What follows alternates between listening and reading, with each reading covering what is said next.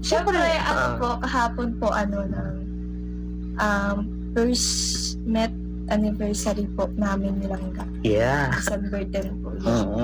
Kaya, happy anniversary po kay Langga. At siyempre, sa lahat po ng viewers na sumusuporta.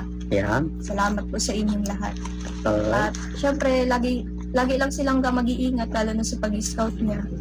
At be humble lang palagi at wag na niyang isipin yung mga negative.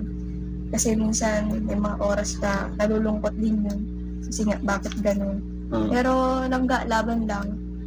Lahat naman ng dumaraan is hindi rin naman yan nag-i-stay. Kaya lahat ng tao na nanguhusga sa atin, mapapagod din yan. Yeah. Darating din sa point na tayo naman yung papanigan ng mundo. Yun.